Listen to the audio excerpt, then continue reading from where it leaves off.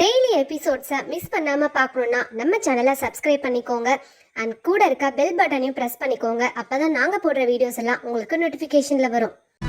ஷிவானி வீட்டுக்கு வந்த அர்ஜுன் எப்படியாவது சர்வாதான் இவ்வளவு நாள் போலியான டைகராக நடித்து ஊரையும் ஷிவானியையும் ஏமாற்றினான் என்பதை புரிய வைக்க முயன்றான்.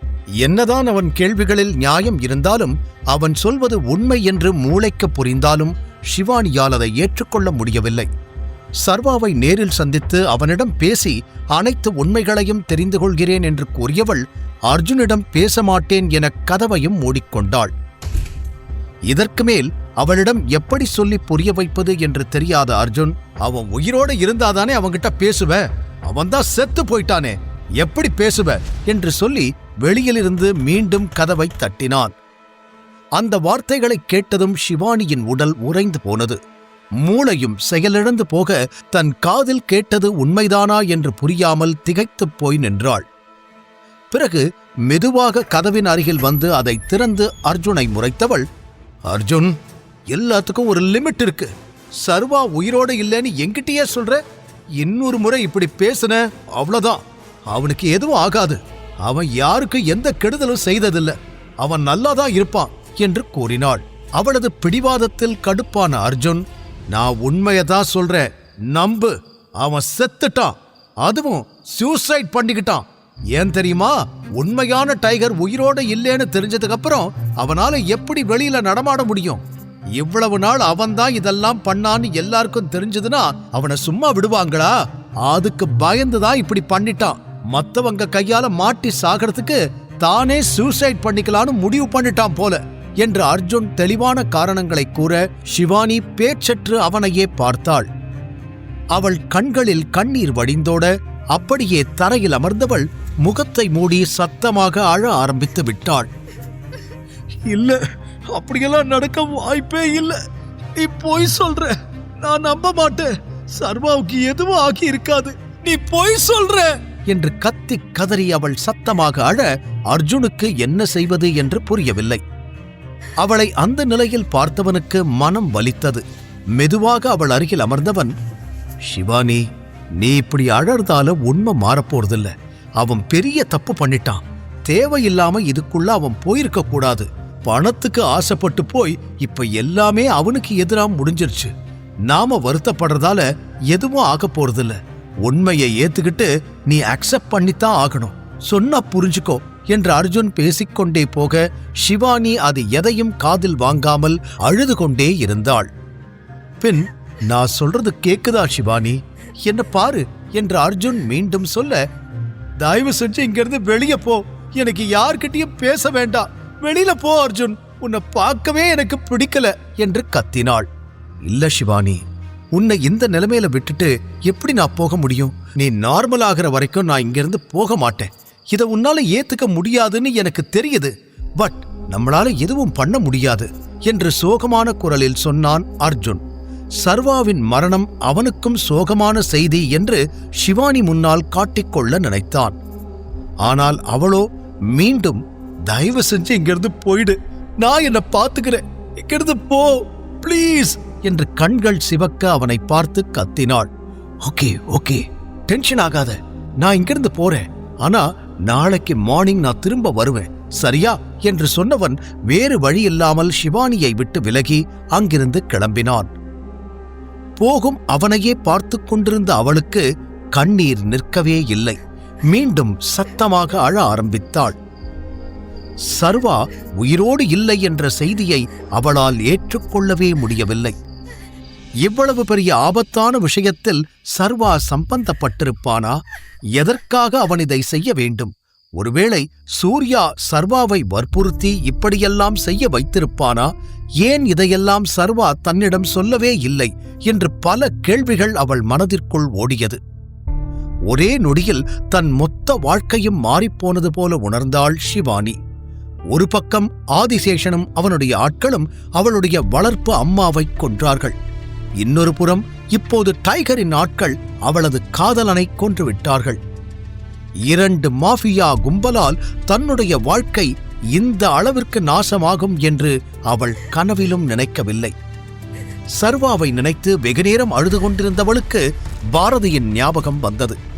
சர்வாவுக்கு ஏதாவது ஆகியிருந்தா கண்டிப்பா பாரதி அம்மாவுக்கு இந்த விஷயம் தெரிஞ்சிருக்கும். உடனே அவங்கள மீட் பண்ணணும் என்று முடிவெடுத்தவள் தனது கார் சாவியை எடுத்துக்கொண்டு வேகமாக வெளியில் வந்து காரில் பாரதியின் வீட்டை நோக்கி அதிவேகத்தில் கிளம்பினாள். சிவானியின் மனம் ஒரு நிலையிலேயே இல்லை.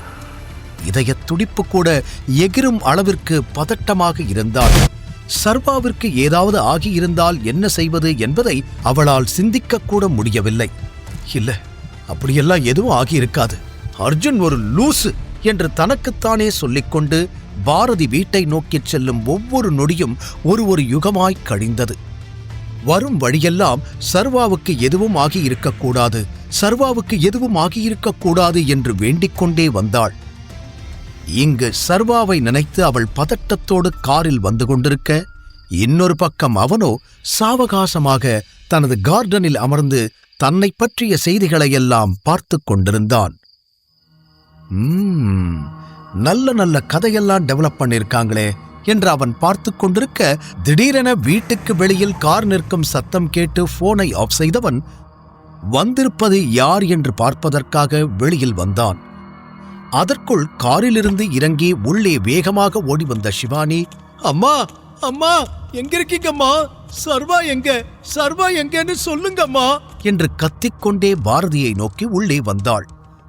பாரதி தன் அறையில் அமர்ந்திருக்க, அம்மா உங்களைத்தானே கேட்கிறேன், சர்வா சர்வா எங்க என்று சிவானி கண்ணீருடன் கேட்க, பாரதி அவளை புரியாமல் பார்த்து கொண்டிருந்தார்.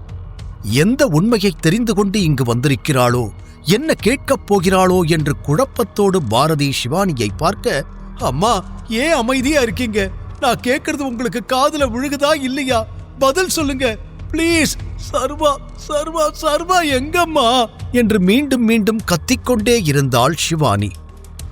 ஏதோ பிரச்சனை என்று நினைத்து சர்வாவே வந்து பேசிக்கொள்ளட்டும் என்று முடிவு செய்த பாரதி அமைதியுடனே இருக்க, ஏற்கனவே பதட்டத்தில் இருந்த சிவானிக்கு பாரதியின் இந்த மௌனம் இன்னும் பயத்தை அதிகரித்தது. அப்படியெனில் சர்வாவிற்கு ஏதோ ஆகிவிட்டது, அதனால்தான் பாரதி அமைதியாக இருக்கிறாள் என்று நினைத்தவள் சத்தமாக கதறி அழ ஆரம்பித்தாள்.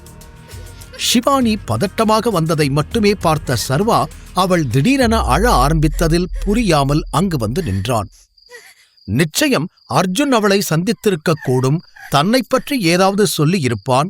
ஆனால் அப்படி என்ன சொன்னான் என்று யோசித்துக் கொண்டே அவள் அருகில் வந்தவன், சிவானி என்று மெதுவாக அழைத்தான். அந்த குரலில் அழுவதை நிறுத்திவிட்டு பட்டென திரும்பி பார்த்தாள் சிவானி. எதிரில் சர்வா சாதாரணமாக நின்று கொண்டிருக்க, அவனை பார்த்ததும் தான் அவளுக்கு சுவாசமே சீரானது. உடனே எழுந்து வந்து பாய்ந்து அவனை அணைத்துக் கொண்டவள், சர்வா சர்வா உனக்கு ஒன்னில்லையே, நீ நல்லா இருக்குதானே என்று அவன் கை கால்களையெல்லாம் தொட்டு பார்த்தாள். எனக்கு ஒண்ணுல்ல, நான் நல்லா தான் இருக்கேன். அந்த அர்ஜுன் உன்கிட்ட என்ன சொன்னா, ஏன் இவ்ளோ டென்ஷன் ஆகியிருக்க என்று சர்வா நேரடியாக கேட்டான். அந்த கேள்வியில் சிவானியின் கண்கள் ஆச்சரியத்தில் விரிந்தது. அர்ஜுன் தன்னை பார்த்தான் என சர்வாவிற்கு எப்படி தெரியும் என்று புரியாமல் பார்த்தவள், என்ன என்ன கேட்ட நீ என்று கொஞ்சமும் அதிர்ச்சி குறையாமல் கேட்டாள். அர்ஜுன் உன்கிட்ட நான் சூசைட் பண்ணிக்கிட்டேன்னு சொன்னானா? அவன் அதைத்தான் சொல்லி இருப்பான்னு எனக்கு தெரியும். பின்னென்ன, நான் தான் சர்வாவை கொலை பண்ணினேன் நான் உங்ககிட்ட சொல்ல போறான் என்று கேள்வியை கேட்டுவிட்டு சர்வா அவனே பதிலும் சொல்ல, சிவானி பேச்சற்று நின்றாள். சில நொடிகள் கழித்து, அது உனக்கு உனக்கு எப்படி இதெல்லாம் தெரியும்? அப்போ நீதான் இவ்வளவு நாளா டைகரா நடிச்சியா என்று அவள் அதிர்ச்சியில் பேச்சு வராமல் தட்டு தடுமாறி கேட்க, கொஞ்ச நாளா தானே கேள்வி கேட்பதை விட்ட, இப்ப மறுபடியும் ஆரம்பிச்சிட்டியா என்று லேசான சிரிப்புடன் கேட்டான் சர்வா. ஐயோ சர்வா, பிளீஸ் என்னை இரிட்டேட் பண்ணாத. நீ யாரு, நீ என்ன பண்ணிக்கிட்டு இருக்க, தயவு செஞ்சு நீயே சொல்லிடு. ஒவ்வொருத்தரும் உன்னை பத்தி ஒரு கதை சொல்றாங்க, இதுக்கு மேல என்னால அதெல்லாம் கேட்டுக்கிட்டு இருக்க முடியாது. ஒழுங்கா உண்மைய சொல்லு என்று சிவானி கோபத்தோடு சொல்ல, நான் டைகரா நடிக்கல. அர்ஜுன் உன்கிட்ட இந்த பொய்யெல்லாம் சொன்னானா? அவன் சொன்னதை நம்பாத, அவன் ஒரு ஃப்ராட் என்று சர்வா கூறினான். அதில் நிம்மதி அடைந்தாலும், அப்போ நீ யாரு என்ற கேள்வி மட்டும் அவளுக்கு அப்படியே இருக்க, அதை அவனிடமே கேட்டாள். இது என்ன கேள்வி? நான் சர்வா, சாதாரண சர்வா, ஒரு சாதாரணமா வேலை பார்க்கிற ஒரு பையன், இப்போ உன்னோட லவ்வர், அவ்வளவுதான் என்று அவன் அப்போதும் சமாளிக்க, பொய் சொல்லாத சர்வா, நீ எதையோ என்கிட்ட இருந்து மறைக்கிற. அர்ஜுன் உன்னோட டிஎன்ஏவை கொண்டு போய் டைகரோட அப்பா டிஎன்ஏ கூட மேட்ச் பண்ணி பார்த்தேன்னு சொன்னான். நான் அவன்கிட்ட வேற ஒரு டிஎன்ஏ சாம்பிளை கொடுத்துட்டேன் தான். ஆனா அவன் எதுக்காக டைகர் அப்பாவோட டிஎன்ஏவை உன்னோட மேட்ச் பண்ணி பார்க்கணும்? அதுக்கு என்ன அவசியம் என்று அவள் கேள்விகளோடு சர்வாவை பார்க்க, சர்வா பதில் சொல்லாமல் முகத்தை வேறு பக்கம் திருப்பிக் கொண்டான். ஏற்கனவே குழப்பத்தில் இருந்த அவளுக்கு அர்ஜுன் பேசியதில் மண்டை சூடாகி இருந்தது. எனவே இன்றோடு அனைத்தையும் பேசி தெளிவுபடுத்திவிட வேண்டும் என்ற எண்ணத்தோடுதான் இருந்தாள். சர்வா அமைதியாகவே இருப்பது ஷிவானிக்கு கோபத்தை அதிகப்படுத்த, ஏ சர்வா அமைதியா இருக்க, வாயை திறந்து பேசு என்று ஷிவானி கத்தும் நேரம் அவளிடம் வந்த பாரதி, இதுக்காக இப்படி அர்த்தராத்திரியில வந்து இவ்ளோ கேள்வி கேட்கிற என்று கேட்டார். ஏன்னா எனக்கு பதில் தெரியணும். பதில் தெரியாம இன்னைக்கு நான் இங்கிருந்து போக மாட்டேன். இதுக்கு மேலேயும் முட்டாளா இருக்கிற அளவுக்கு எனக்கு பொறுமை இல்ல. அண்ட் அவன் மட்டும் இல்ல, நீங்களும் எனக்கு பதில் சொல்லணும். உங்களுக்கும் சர்வாவுக்கும் என்ன சம்பந்தம்? நீங்க 2 பேரும் எப்படி மீட் பண்ணீங்க? நீங்க அவனை தத்து எடுத்தீங்கன்னா அவனோட உண்மையான அப்பா அம்மா யாருன்னு உங்களுக்கு தெரியுமா? நீங்களாவது சொல்லுங்க, சர்வா யாரு என்று இப்போது கேள்விகளை எல்லாம் பாரதி பக்கம் திருப்ப, பாரதி வாயே திறக்கவில்லை. அவரும் அமைதியாகவே இருந்ததில் விரக்தியாக சிரித்த ஷிவானி மீண்டும் சர்வா பக்கம் திரும்பி, டைகரோட அப்பா டிஎன்ஏவை உன்னோட டிஎன்ஏவோட எதுக்காக அவன் மேட்ச் பண்ணி பார்க்கணும்? அப்போ நீதான் டைகரா என்ற அந்த கேள்வியை கேட்கும் பொழுது அவளுக்கு இதயத் துடிப்பு எகிரியது. கூடவே சர்வாவின் இந்த மௌனம் இன்னும் பதட்டமாக்க, நீ எதுக்குமே பதில் சொல்ல மாட்டேல? சரி, நீ சொல்லவே வேண்டாம், எல்லாத்தையும் நானே கண்டுபிடிக்கிறேன். அன்னைக்கு ஒரு நாள் உன்னோட முதுகுல ஒரு டாட்டோ பார்த்தேன். அத நான் அர்ஜுன் கிட்ட போய் சொல்ல போறேன். அத சொன்னா அவனே நீ யாருன்னு சொல்லிடுவான். நீ எதுவும் சொல்ல தேவையில்லை, நான் பாத்துக்கிறேன் என்று கத்தி சொல்லி அங்கிருந்து செல்ல பார்க்க, அதுவரை அமைதியாக இருந்த சர்வா, ஷிவானி ப்ளீஸ், நான் சொல்றத கொஞ்சம் கேளு, முட்டாள் மாதிரி எதுவும் பண்ணி தொலைக்காத என்று அவள் கையை பிடிக்க தட்டி விட்டவள், நீ எதுக்கு இப்ப பதில் சொல்ற? நீதான் இவ்வளவு நேரம் அமைதியா இருந்தீங்க, அப்படியே இரு. நீ எதையும் என்கிட்ட சொல்ல வேண்டாம். அர்ஜுன் ஏற்கனவே இவ்வளவு நாள் என்னை ஏமாத்திக்கிட்டு இருந்தான், அதையே தாங்கிக்கிட்டேன். நீ ஏமாத்தினா தாங்க மாட்டேனா? அவன் ஐடென்டிட்டி உன்னாலதான் வெளியில வந்துச்சுன்னு அவனே சொன்னான். இப்ப உன்னோட அடையாளத்தை அவன் சொல்ல போறான், அவ்வளவுதான் என்று பேசிக்கொண்டே சென்றாலும் ஷிவானிக்கு அர்ஜுனை சந்திக்கும் எண்ணமே இல்லை. சர்வா அவளிடம் என்ன பேசுவது என்று தெரியாமல் அமைதியாக நிற்க, சரி நான் கிளம்புறேன், நான் போய் அர்ஜுனை மீட் பண்ணணும். முடிஞ்சா உன்னோட உண்மையான டிஎன்ஏவை அவன்கிட்ட கொடுத்து எல்லா உண்மையையும் நானே தெரிஞ்சுக்கிறேன் என்று சொல்லி அங்கிருந்து கிளம்புவது போல பாவனை செய்தவள் ஒரு அடி கூட எடுத்து வைக்கவே இல்லை. எப்படியாவது சர்வாவை கோபப்படுத்தி உண்மையை தெரிந்து கொள்வதில்தான் ஷிவானி குறியாக இருந்தாள். சர்வா டைகராக இருப்பானா என்ற நினைப்பே அவளை நடுங்கச் செய்தது. அவள் மாறி மாறி கத்திக்கொண்டே இருந்ததில், என்ன ஷிவானி, என்ன பேசிக்கிட்டு இருக்க நீ என்றவளை பின்னால் இருந்து அடித்த பாரதி, நான் சொல்றத கேளு, எதுவா இருந்தாலும் காலையில பேசிக்கலாம், இப்ப கொஞ்சம் அமைதியா இரு என்று மீண்டும் ஷிவானியை சமாதானம் செய்ய, அதுக்கெல்லாம் எனக்கு நேரம் இல்ல, நான் கிளம்புறேன், இப்பவே போய் அர்ஜுனை பார்க்க போறேன் என்று இறுதியாக கத்தியவள் கதவை நோக்கிச் சென்றாள். சர்வா என்ன செய்யப் போகிறான்? ஷிவானி அர்ஜுனை சந்திப்பாளா? தெரிந்து கொள்ள தொடர்ந்து கேளுங்கள். சர்வா உயிரோடு இல்லை என்ற செய்தியை கேட்டதும் உடைந்து போனாள் ஷிவானி. அர்ஜுன் அவளை சமாதானம் செய்ய முயல அவனை வீட்டை விட்டு அனுப்பியவள் நேராக பாரதியை பார்ப்பதற்காக சர்வாவின் வீட்டிற்கு வந்தாள். அங்கு சர்வாவையே பார்த்தவள் அவன் உயிரோடு இருக்கிறான் என்பதில் நிம்மதி அடைந்திருந்தாலும் இன்றோடு இருக்கும் அனைத்து மர்மங்களுக்கும் முற்றுப்புள்ளி வைத்துவிட வேண்டும் என்ற எண்ணத்தில் சர்வாவிடம் உண்மையைச் சொல்லும்படி வற்புறுத்தினாள். காரணம், அர்ஜுன் பேசிய விஷயங்கள் அந்த அளவிற்கு அவளை பாதித்திருந்தது. அர்ஜுன் பேசிய அனைத்துமே பொய் என்று ஒரே நொடியில் அவளால் ஒதுக்கிவிட முடியவில்லை. கூடவே இப்போது சர்வா அவளது கேள்விகளுக்கு பதில் சொல்லாமல் அமைதியாக இருப்பது அவன் மீது கொண்ட சந்தேகத்தை இன்னும் அதிகப்படுத்தியது. பாரதியிடமும் சர்வாவிடமும் மாறி மாறி கேள்வி கேட்டவள் இருவரும் பதில் சொல்லாமல் போனதில், யாரு எதுவும் சொல்ல வேண்டாம், இதை எப்படி கண்டுபிடிக்கணும்னு எனக்கு தெரியும், இப்பவே போய் அர்ஜுன் கிட்ட சர்வா உடம்புல இருக்கிற டாட்டூ பத்தி நான் சொல்ல போறேன், அவனே சர்வா யாருன்னு உண்மையை கண்டுபிடிப்பான் என்று சவால் விடுவது போல கூறியவள் அங்கிருந்து கிளம்ப பார்க்க, பைத்தியம் மாதிரி பண்ணாத ஷிவானி என்று அவளை தடுத்து நிறுத்திய சர்வா, நான் ஏற்கனவே சொன்னதுதான், மறுபடியும் சொல்றேன், சரியான நேரம் வரும்போது உன்னுடைய எல்லா கேள்விக்கும் பதில் கிடைக்கும். அது வரைக்கும் கொஞ்சம் பொறுமையா இரு. நான் எந்த தப்பும் பண்ணல, என்ன தயவு செஞ்சு நம்பு என்று அவளை தடுத்து நிறுத்த பார்க்க மீண்டும் கையை தட்டிவிட்டவள், போது சர்வா, இதுக்கு மேலேயே நீ சொல்ற எதையும் என்னால கேட்டுக்கிட்ட அமைதியா இருக்க முடியாது. நீ சொல்ற அந்த நேரம் வரப்போறதே இல்ல. எவ்வளவு நாளா நானும் நீயா உண்மையை சொல்லுவேன்னு காத்துக்கிட்டு இருக்கிறது. இதை எப்படி கண்டுபிடிக்கணும்? உண்மையில நான் வச்ச நம்பிக்கையாலதான் அர்ஜுன் உன்னோட முடிய கேட்டும் நான் கொடுக்கல. ஆனா உனக்கு அந்த நம்பிக்கை என் மேல இல்ல. நீ சொல்ல போற உண்மைய எல்லார்கிட்டயும் நான் போய் சொல்லிடுவேன்னு சந்தேகப்பட்டுதான் எதையும் சொல்லாம மறைக்கிற என்று அவள் கேள்வி மேல் கேள்வியாக அடுக்கிக் கொண்டே போக சர்வாவால் பதிலே பேச முடியவில்லை. ஒரு புறம் அவள் பேச்சிலும் நியாயம் இருப்பது புரிந்தாலும் இன்னொரு புறம் எப்படி உண்மையைச் சொல்வது என்பதுதான் அவனை குழப்பிக் கொண்டு இருந்தது. அவளோ அவன் பேசுவதையெல்லாம் பொருட்படுத்தாமல் அங்கிருந்து கிளம்ப தயாரானாள். சிவானி என்று மீண்டும் அவளை தடுத்து குறுக்கே சென்று நின்றவன், நான் சொல்றத தயவு செஞ்சு புரிஞ்சுக்கோ. நான் இதெல்லாம் உன்னோட பாதுகாப்புக்காகத்தான் பண்றேன். ஏன் சிவானி நீ நான் சொல்றத கேட்க மாட்டேன்னு இவ்ளோ பிடிவாதம் பிடிக்கிற? என்னால உன்கிட்ட இருந்து மறைக்கவும் முடியல, உன்கிட்ட சொல்லவும் முடியல. என் நிலைமையில இருந்து யோசிச்சு பார்த்தாதான் உனக்கு அதெல்லாம் புரியும். எல்லாத்தையும் தாண்டி அர்ஜுன் கிட்ட போய் சொல்ல போறேன்னு சொல்றியே, உன்னால எப்படி இந்த மாதிரி எல்லாம் பேச முடியுது என்று கேட்ட சர்வாவின் முகத்தை ஒரு நொடி அமைதியாக பார்த்தவள், சரி நீ என்ன வேணாலும் சொல்லிக்கோ, நான் அர்ஜுன் கிட்ட எதையும் சொல்ல போறதில்ல. அப்படி சொன்னாலாவது நீ உண்மைய சொல்லுவேன்னு தான் அந்த மாதிரி எல்லாம் பேசினேன். அவங்கிட்ட போய் பேசுறதுக்கு எனக்கு என்ன பைத்தியமா பிடிச்சிருக்கு? ஆனா என்ன ஆனாலும் நீ உண்மைய சொல்லக்கூடாதுன்னு முடிவு பண்ணிட்டேல. இட்ஸ் ஓகே, பட் நீ சொல்ற காரணத்தை என்னால ஏத்துக்க முடியாது. என்னோட பாதுகாப்புக்காகத்தான் உண்மைய சொல்லாம இருக்கேன்னு நீ சொல்ற. ஆனா அதையும் மீறி எனக்கு ஆபத்து வரத்தான் செய்யுது என்று அவள் கேட்டதும் பதில் சொல்லாமல் கண்களை மூடிக்கொண்டான் சர்வா. அவளது கேள்விகளை சர்வாவால் எதிர்கொள்ளவே முடியவில்லை. அவன் அமைதியாக நிற்க பெருமூச்சுடன் பேசுவதைத் தொடர்ந்த சிவானி, நான் சொன்ன மாதிரி அர்ஜுன் கிட்ட எதையும் பேச போறது இல்லதான்.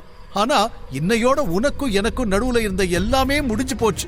இதுக்கு மேலேயும் உன் கூட பேசுறதுக்கோ பழகிறதுக்கோ எனக்கு விருப்பம் இல்லை. உனக்கும் அர்ஜுனுக்கும் எந்த வித்தியாசமும் இல்ல சர்வா. அவனும் என்னை ஏமாத்துனா, நீயும் என்னை ஏமாத்துற. உங்க 2 பேருக்குமே என்னோட நம்பிக்கையோட விளையாடத்தான் ரொம்ப பிடிச்சிருக்குல்ல. பரவாயில்ல, சந்தோஷமா இருங்க, நான் கிளம்புறேன் என்று ஏதேதோ பேசி கண்ணீரோடு செல்ல போனவளை பார்த்து துடித்து போன பாரதி, என்ன சிவானி எதுக்கு இப்படிலாம் பேசுற என்று அவளை தடுத்தார். ஆனால் பாரதியை பேச விடாமல் கையை குறுக்கே நீட்டி பேச வேண்டாம் என்று சொன்ன சர்வா, அவளை போக விடுங்க என்று கூறினான். இவ்வளவு நடந்த பிறகும் கூட உண்மையை சொல்லாமல் தன்னை போகச் சொல்லும் சர்வாவை பார்க்க சிவானிக்கு வெறுப்புதான் வந்தது. உண்மையைச் சொல்வதை விட தன்னை பிரிவதை மேலென்று நினைத்து விட்டானா? அப்படியெனில் அவன் வாழ்க்கையில் எனக்கு இருக்கும் இடம் என்ன? இவ்வளவுதானா என்று நினைக்கும் பொழுது கண்ணீர் முட்டிக்கொண்டு வந்தது. சில நொடிகள் சர்வாவையே பார்த்து கொண்டிருந்தவள் கண்ணீரை கூட துடைக்காமல் அடுத்த நொடி தனது காரை நோக்கி கிளம்பினாள். வீட்டுக் கதவு அருகிலிருந்து கார் வரை நடந்து வரும் அந்த தூரம் மலை அளவாய் தெரிந்தது. எல்லா தப்பும் உண்மையிலதான். நீ எதுக்கு சர்வாவை அப்படி மிரட்டுன? எவ்வளோ நல்லவனா இருந்தாலும் நீ பேசினதை கேட்டதுக்கு அப்புறம் எப்படி கோவப்படாம இருப்பான்? அதனாலதான் நீயும் வேண்டாம் உன் உறவும் வேண்டான்னு சொல்லிட்டான் என்று ஒரு மனம் அவளை திட்ட, அப்போ அவன் பண்ணுனது மட்டும் சரியா? இவ்வளவு தூரம் ஆனதுக்கு அப்புறமும் என்கிட்ட உண்மைய சொல்ல மாட்டேன்னு பிடிவாதமா இருக்கான். அவனுக்கு ஏதோ ஆயிடுச்சுன்னு நினைச்சு நான் எப்படி துடிச்சு போனேன். ஆனா அந்த காதல் அன்பு எதுவுமே அவன்கிட்ட இல்ல. அர்ஜுனுக்கு இவனுக்கு என்ன வித்தியாசம்? என்னோட முட்டாள்தனத்தை பயன்படுத்திக்கிட்டு 2 பேரும் என்னை ஏமாத்துறத மட்டும்தான் செஞ்சிருக்காங்க. அவனை தூக்கி எறிஞ்சு என்னால எப்படி சர்வாவை மட்டும் ஏத்துக்க முடியும்? நான் செஞ்சதுல எந்த தப்பும் இல்ல என்று இன்னொரு மனம் அவளுக்கு சாதகமாக பேசியது. அனைத்தையும் ஓரம் கட்டியவள் காரில் ஏறி கிளம்பி இருந்தாள். ஆனால் எங்கு செல்வது என்று தெரியவில்லை. வீட்டிற்கு செல்ல மனம் வரவில்லை. மீண்டும் சர்வாவையோ அர்ஜுனையோ பார்க்கவும் விருப்பமில்லை. அதனால் மனம் போன போக்கில் எங்கெங்கோ சென்று கொண்டே இருந்தவளுக்கு சர்வாவை பிரிந்து விட்டோம், இனி அவனுக்கும் தனக்கும் சம்பந்தமில்லை என்ற நினைப்பே அவளை கொன்றது. ஒரு நிலைக்கு மேல் காரை ஓட்ட முடியாமல் ஓரமாக நிறுத்தியவள் ஸ்டியரிங் மீது தலையை சாய்த்து சத்தமாக கத்தி அழ ஆரம்பித்தாள். உள்ளுக்குள் அடக்கி வைத்திருந்த அனைத்து வலிகளையும் அந்த கண்ணீரோடு கரைத்துவிட நினைத்து தன்னால் முடிந்தவரை கதறி அழுதவள் அழுகை விசும்பலாக மாறி தன்னையும் மீறி கார் சீட்டிலேயே சாய்ந்து உறங்கிவிட்டாள். அழுததில் முகமெல்லாம் சிவந்து கண்கள் கூட வீங்கிப் போனது. வெகுநேரம் ஆழ்ந்த உறக்கத்தில் இருந்தவளுக்கு யாரோ கார் கதவை திறந்து தன்னை தூக்குவது போல தோன்றியது. ஆனால் கண்களை திறந்து பார்க்க முடியவில்லை.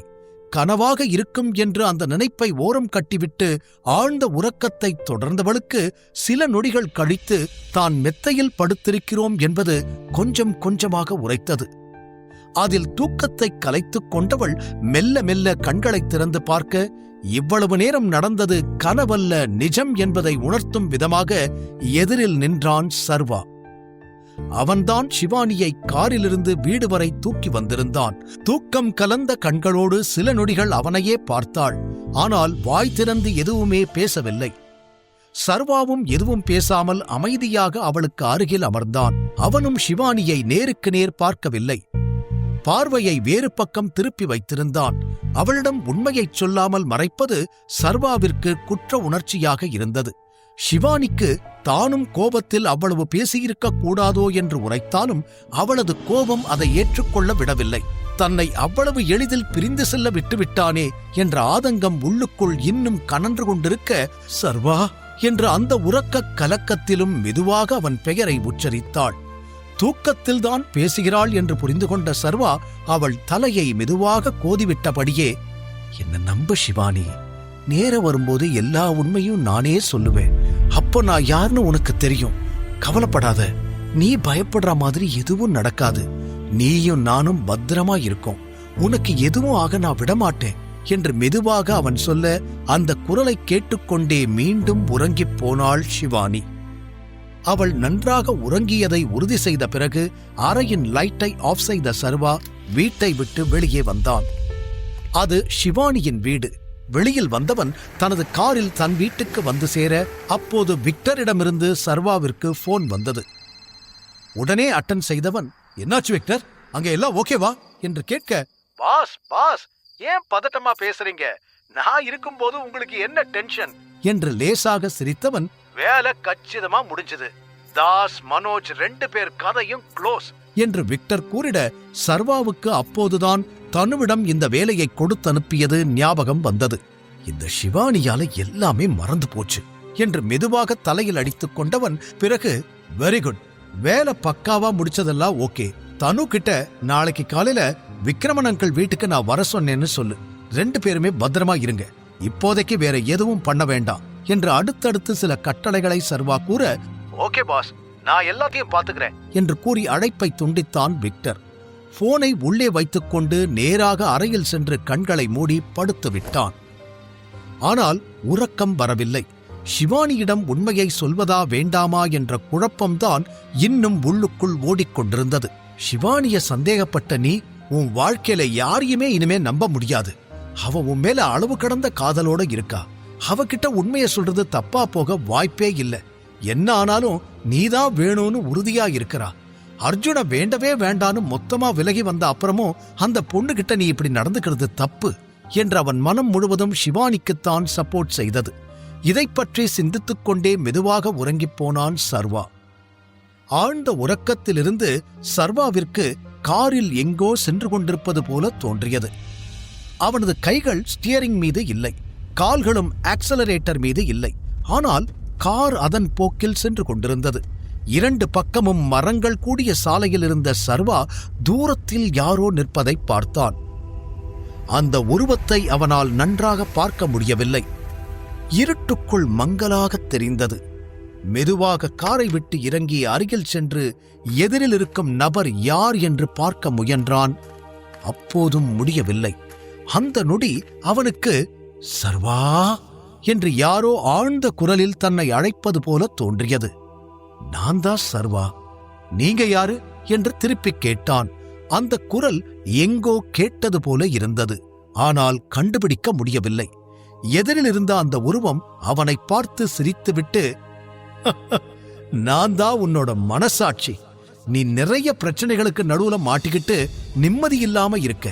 அதான் உன்னை பார்க்க வந்திருக்கேன். என்ன ஆனாலும் தைரியத்தை விட்டுடாத. உன் கூட உன்னை நம்பியிருக்கிற ஆட்கள் மட்டும்தான் உன்னோட உண்மையான சொத்து என்று அழுத்தமாகச் சொல்லி அந்த உருவம் அடுத்த நொடி காற்றோடு கரைந்து போனது. சர்வா ஒன்றும் புரியாமல் குழப்பத்தில், ஹே, எங்க போற? வெயிட் பண்ணு, ஒரு நிமிஷம் இரு என்று பின்னாலே ஓட, ஏன் பின்னாடி வராத டைகர், இன்னைக்கு என்ன நாள்னு மறந்துடாத. இன்னைக்கு உன்னால என்ன பார்க்க முடியலனாலும் நாளைக்கு உன்னால கண்டிப்பா பார்க்க முடியும் என்று கூறிய அந்த உருவம் மொத்தமாக மறைந்து போனது. சர்வாவிற்கு ஒன்றுமே புரியவில்லை. கண்ணை மூடி திறப்பதற்குள் அனைத்தும் கனவு போல நடந்து முடிந்திருந்தது. உடனே கண்களை திறந்து படார் என எழுந்து அமர்ந்தான். தூக்கத்தில் முகமெல்லாம் வியர்த்துப் போயிருந்தது. சில நொடிகள் கழித்து அனைத்தும் கனவு என்று அவனுக்கு புரிந்தது. பிறகு மணி என்னவென்று பார்க்க காலை விடிந்திருக்க கூட இல்லை. அதன் பிறகு இன்றைய தேதியை பார்த்தான். அடுத்த நொடி தனக்கு வந்த கனவு, அந்த உருவம் என்ன பேசியது என்று அனைத்துமே அவனுக்கு புரிந்து போனது. இங்கு கனவில் பாதி தூக்கத்தில் எழுந்து சர்வா அமர்ந்திருக்க ஆழ்ந்த யோசனையில் இருந்தான் அர்ஜுன். இந்த சர்வாவை இப்ப கொலை பண்ணதுக்கு பதிலா முன்னாடியே பண்ணியிருந்தா அவனுக்கும் சிவானிக்கும் நடுவுல எதுவுமே இல்லாம போயிருக்கும். அவனும் என்னை பத்தின உண்மையை கண்டுபிடிச்சிருக்க மாட்டான், சிவானியும் என்னை விட்டு விலகி போயிருக்க மாட்டா என்று சம்பந்தமே இல்லாமல் சிந்தித்துக் கொண்டிருந்தான். சரி, இத பத்தி யோசிச்சு என்ன பண்றது? சர்வா இறந்துட்டார்ங்கிற நியூஸ முதல்ல வெளியில ஸ்ப்ரெட் பண்ணணும் என்று முடிவு எடுத்தவனுக்கு சர்வாவின் பாடி கிடைத்ததா இல்லையா என்ற குழப்பம் அப்போதுதான் வந்தது. அதனால் தனது ஆட்கள் சிலரை அந்த பாலத்தின் அருகில் ஏதாவது உடல் கிடக்கிறதா என்பதை தேடுவதற்காக அனுப்பி வைத்திருந்தான். அவர்கள் சென்ற பிறகு மீண்டும் சிவானியை பற்றி சிந்திக்க ஆரம்பித்தான். அவளிடம் உண்மையை கூறிவிட்டது நிம்மதியாக இருந்தாலும் சர்வாவை நினைத்து அவள் கதறி அழுத காட்சி அர்ஜுன் கண் முன்னால் அப்படியே இருந்தது. அப்போது அங்கு ஓடி வந்த அவன் ஆள் பாஸ் என்று பதட்டமாக வந்து நின்றான். என்ன, அவன் பாடி கிடைச்சதா என்று கேட்க, இல்ல பாஸ், அங்க எந்த பாடியும் இல்ல என்று அவன் கூற, இல்லனா என்ன அர்த்தம்? ஒழுங்கா போய் தேடுங்க என்று கத்தினான். அந்த கார் இருக்கு பாஸ், ஆனா அதுக்குள்ள ஆள் இல்ல என்று அவனது ஆள் தெளிவாக கூற அர்ஜுன் அதிர்ந்தான். அர்ஜுன் உண்மையை கண்டுபிடிப்பானா? சர்வா கனவில் வந்த அந்த உருவம் யார்? சர்வா ஒரு வழியாக சிவானியை சமாதானம் செய்து அவளை வீட்டுக்கு அழைத்து வந்திருந்தான். ஒரு நிலைக்கு மேல் அவனோடு சண்டையிட முடியாமல் அவளும் அத்தோடு அதை விட்டுவிட்டாள். பிறகு வீட்டிற்கு வந்து உறங்கிய சர்வாவிற்கு யாரோ தன்னிடம் பேசுவது போல கனவு வந்தது. உடனே எழுந்தவன் கடிகாரத்தையும் தேதியையும் பார்க்க அந்த கனவிற்கு பின்னிருக்கும் காரணம் புரிந்து போனது.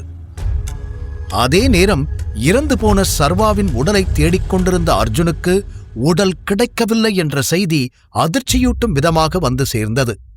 அடுத்த நாள் காலை ஒவ்வொருவருக்கும் ஒவ்வொரு எண்ணங்களோடு விடிந்திருக்க, காலை விடிந்ததுமே சர்வாவின் வீட்டிற்கு வந்திருந்தார் விக்ரமன். இன்று சர்வாவின் அப்பா ராஜனின் பிறந்த நாள். சர்வாவிற்கு இது ஞாபகத்தில் இருக்காது என்று நினைத்து அவனை நேரில் பார்த்துச் செல்வதற்காக அங்கு வந்திருந்தார் விக்ரமன். இந்த செய்தியை கேட்டதும் சர்வா ராஜனின் கல்லறைக்குச் செல்ல விரும்பினான். அவனை அங்கு அழைத்துச் செல்ல வேண்டும் என்று பல சிந்தனைகளோடு வந்தவர் சர்வா எழுந்து வருவதற்காக காத்துக் கொண்டிருக்க, காலை எழுந்ததும் கதவை திறந்து சர்வா வெளியில் இருக்கும் விக்ரமனை பார்த்து, அங்கிள், குட் மார்னிங், நீங்க எப்படி இங்க என்று கண்களை தேய்த்துக் கொண்டே கேட்க, குட் மார்னிங் டைகர், சாரி, உனக்கு போன் பண்ணிட்டு வரணும்னு நினைச்சேன், ஆனா ரொம்ப முக்கியமான விஷயம், அதான் நேரடியா வந்துட்டேன் என்று கூறினார். அதை கேட்டு சிரித்தான் சர்வா. அந்த சிரிப்பில் என்ன அர்த்தம் இருக்கிறது என்பதை விக்ரமனால் புரிந்து கொள்ள முடியவில்லை. அவர் பேசுவதற்கு முன்னரே, நீங்க எதுக்காக இங்க வந்திருக்கீங்கன்னு எனக்கு தெரியும் அங்கிள், இன்னைக்கு என்னோட அப்பாவோட பர்த்டே, அதை சொல்றதுக்காக தானே வந்தீங்க என்று கேட்டான். கூடவே, எனக்கு ஞாபகம் இருக்கு அங்கிள், மறக்கல என்று அழுத்தமாக அவன் கூற விக்ரமனுக்கு ஆச்சரியம். நீ மறந்திருப்பேன்னு நினைக்கல சர்வா, நான் சும்மா தான் உன்னை பார்க்க வந்தேன் என்று சமாளிக்கும் விதமாகச் சொன்னவர், சரி, அப்பாவோட கல்லறைக்கு போலாமா என்று கேட்டார். இது என்ன கேள்வி அங்கிள், அதுதானே முக்கியமான வேலை என்று உடனே பதில் சொன்னான் சர்வா. நேற்று இரவு கனவு வந்ததும் தேதியை பார்த்த சர்வாவிற்கு அது அவன் அப்பாவின் பிறந்த நாள் என்று அடுத்த நொடியே புரிந்து போனது. ஆனால் கனவில் வந்தது யார், தன்னிடம் பேசியது யார் என்பதைத்தான் இன்னும் அவனால் புரிந்து கொள்ள முடியவில்லை. ஒருவேளை அப்பாதான் என்கிட்ட எதுவும் பேச ட்ரை பண்றாரோ என்று சிந்தித்துக் கொண்டிருந்தவன் விக்ரமனோடு ராஜனின் கல்லறை இருக்கும் இடத்தை நோக்கி கிளம்பினான். எப்போதும் ஏதாவது பேசிக்கொண்டே வரும் சர்வா இன்று முழுக்க முழுக்க அமைதியாக இருந்தான். அவன் அப்பா அம்மாவின் ஞாபகம் மட்டுமே அவனது எண்ணங்கள் முழுவதையும் ஆக்கிரமித்து இருந்தது. சிறிது நேரத்தில் காரை நிறுத்திய விக்ரமன் சர்வாவை திரும்பி பார்த்தார். அவன் கண்கள் கலங்கி அவனையே அறியாமல் கண்ணீர் வடித்துக் கொண்டிருந்தான். என்னதான் தன்னை மிகவும் தைரியசாலியாக யார் துணையும் இல்லாமல் வாழ முடியும் என்று காட்டிக்கொண்டாலும் சர்வாவால் அப்பா அம்மா இல்லை என்ற கவலையை அவ்வளவு எளிதில் கடக்க முடியவில்லை. அதுவும் சிறு வயதிலேயே 2 பேரையும் இழந்தவன் அன்றிலிருந்து கஷ்டத்தை மட்டும்தானே பார்த்தான். இப்போது அவனிடம் அனைத்தும் இருக்கிறது. ஆனால் இந்த அனைத்தையும் வைத்து இறந்து போன அவன் அப்பாவையும் அம்மாவையும் அவனால் கொண்டு வர முடியாதே. அனைத்திற்கும் மேல் தன் அப்பாவின் இந்த நிலைக்கு காரணமானவனைக் கூட இப்போது வரை அவனால் எதுவும் செய்ய முடியவில்லை. இந்த எண்ணம் வந்ததுமே அவன் முன்னால் ராணாவின் முகம்தான் வந்து சென்றது. ராணா விஷயத்தில் இன்னும் பெரும் குழப்பத்தில் இருந்தான் சர்வா. ஏதாவது தவறாக முடிவெடுத்து அது தனது மொத்த டைகர் கூட்டத்தையும் பாதித்து விடுமோ என்று உள்ளுக்குள் பயந்து கொண்டிருக்கிறான். அனைத்தையும் சிந்தித்துக் கொண்டு அவன் அப்படியே நிற்க, சர்வா என்று அவன் தோளில் கை வைத்தார் விக்ரமன்.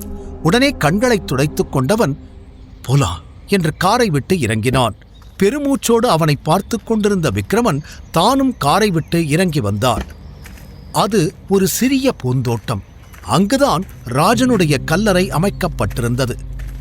மிகவும் அழகாக வடிவமைக்கப்பட்டிருந்தாலும் சர்வாவிற்கு அதை ரசிக்கும் மனம்தான் அப்போது இல்லை. கல்லறையின் முன்னால் முட்டி போட்டு அமர்ந்தவன் பல வருடங்கள் கழித்து இன்றுதான் அந்த இடத்தை பார்த்திருக்க மீண்டும் கண்ணீர் வடிந்து ஓடியது. அந்த நொடி நேற்று கனவில் பார்த்தது தன் அப்பாதான் என்று உணர்ந்து கொண்டான் சர்வா. காரணம், நாளைக்கு என்ன நாள்னு மறந்துடாத, நாம மீட் பண்ணலாம் என்று இறுதியாக அந்த உருவம் சொல்லிவிட்டு சென்றதே. அப்படியெனில் அப்பாதான் தன்னை சந்திக்க வந்திருக்கிறார். இன்று தான் இங்கு வரவேண்டும் என்பதைதான் அவர் கூறியிருக்கிறார் என முழுவதுமாக நம்பியவன் அப்பாவை நினைத்து கண்ணீர் வடித்தான். வெகுநேரம் அப்படியே இருந்தவன் பிறகு தனது தலையை கீழே சாய்த்து அப்படியே கண்களை மூடிக்கொண்டான். நிமிடங்கள் அதன் போக்கில் கழியத் தொடங்கியது. 1 மணி நேரம் கழித்தும் சர்வா அப்படியேதான் இருந்தான். விக்ரமனுக்கு அவனை தொந்தரவு செய்ய மனம் வரவில்லை. அதனால் அங்கு ஓரமாக அமர்ந்தவர் அவனையே பார்த்து கொண்டிருந்தார்.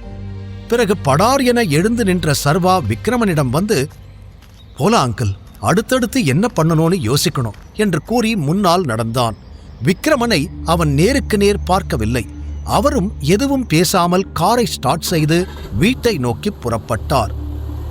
சர்வா விக்ரமன் இருவரும் வீடு வந்து சேர அங்கு சூர்யா, மாயா, தனு, விக்டர், லோகேஷ் என்று அனைவரும் அவனுக்காக காத்துக் கொண்டிருந்தனர். சரியாக அப்போதுதான் கரிகாலனும் அங்கு வந்து சேர்ந்தார். அனைவரையும் மீட்டிங் அறையில் அமர வைத்த விக்ரமன், நம்மளோட பிளானை பத்தி பேசுறதுக்கு முன்னாடி நம்மளோட டைகர், அதாவது ராஜனுக்கு ஒரு 2 நிமிஷம் மௌன அஞ்சலி செலுத்தலாம் என்று அவர் கூறிட அனைவரும் எழுந்து நின்று கண்களை மூடி ராஜனுக்கு மரியாதை செலுத்தினர். சில நொடிகள் அப்படியே கழிய பிறகு மீண்டும் அவரவர் இடத்தில் அமர்ந்ததும் கரிகாலன் சர்வாவிடம், இன்னைக்குதானே CCS அவார்ட்ஸ், நீ அட்டன் பண்ண போறியா டைகர் என்று கேட்டார். அதற்கு அவன் பதில் சொல்வதற்குள், இல்ல அங்கிள், சர்வா அங்க போக முடியாது. அங்க போனா அவன் இன்னும் சாகலேன்னு எல்லாருக்கும் தெரிஞ்சிடாதா?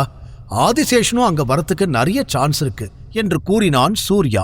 சர்வா அதற்கு தலையசைத்து, நீ சொல்றது கரெக்ட், ஆனா எனக்கு அதுதான் வேணும். நான் உயிரோட இருக்கேன்னு அவங்க எல்லாருக்கும் தெரியணும். அது மட்டும் இல்ல, அந்த அவார்ட் கூட நான் தான் வாங்க போறேன் என்று கூறியவன், பீட்டர் ஏற்கனவே இங்க வந்துட்டான். அவன் அந்த அவார்ட் நமக்கு கிடைக்கிறதுக்கு என்ன ஏற்பாடு பண்ணணுமோ எல்லாத்தையும் பண்ணிடுவான் என்று சர்வா கூற அனைவரும் தலையசைத்தனர். பீட்டர் தான் அவர்களுக்கு தெரிந்த ஜானி என்று ஏற்கனவே சூர்யா கூறியிருந்தான். தனு, மாயா, விக்டருக்கு மட்டும்தான் யாரை பற்றி அவர்கள் பேசுகிறார்கள் என்று புரியவில்லை. இருந்தும் அவர்களும் தலையை ஆட்டி கேட்டுக்கொண்டனர். நல்ல பிளான் தான் டைகர், பட் உன்னை பத்தி ஏற்கனவே நியூஸ் பரவிக்கிட்டு இருக்கே, அதை என்ன பண்றது? அதுக்கு அடுத்து ஏதாவது பண்ண ஐடியா வச்சிருக்கியா என்று விக்ரமன் கேட்க, தனது இருக்கையில் சாய்ந்து அமர்ந்தவன், என்கிட்ட அடுத்த பிளான் ரெடியா இருக்கு. அந்த பிளானை மாயாவும் ஜிதேஷும் சேர்ந்துதான் பண்ண போறாங்க. புரோட்டான் கம்பெனியில நான் இந்த நிமிஷம் நம்பக்கூடிய ஒரே ஆள் மாயா மட்டும்தான் என்று அவன் கூற, ஓகே சர்வா, என்ன பிளான் என்றார் கரிகாலன். நம்மளோட ஆளுக எல்லாருக்கும் ஒரு பெயின்லெஸ் டாட்டூ போட நான் ஏற்பாடு பண்ணியிருக்கேன். அந்த டாட்டூ நம்மளோட உண்மையான விசுவாசிகள் யாருன்னு தெரிஞ்சுக்க ஹெல்ப் பண்ணும்.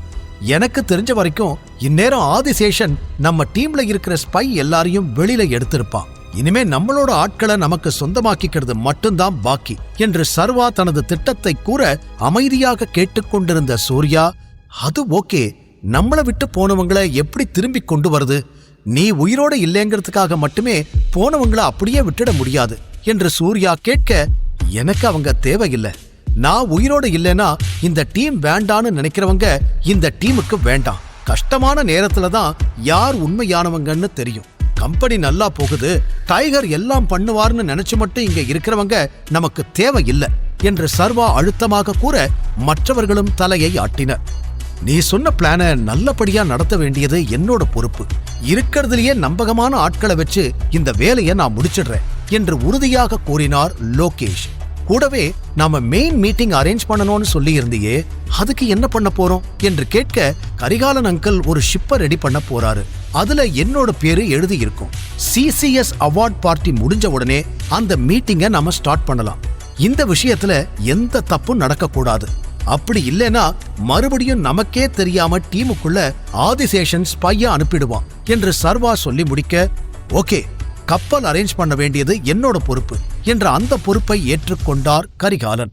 அடுத்தது நீங்க 2 பேரும் என்று விக்டர் தனுவை பார்த்தவன், ஒரு சூனியக்காரிய நீங்க கூட்டிட்டு வர போறீங்க என்று அவன் கூறியதும் புரியாமல் பார்த்தவர்கள், சூனியக்காரியா என்று மாறி மாறி கேட்டனர். சூனியக்காரிதான் புரோட்டானோட பழைய செக்ரட்டரி குயின்சி.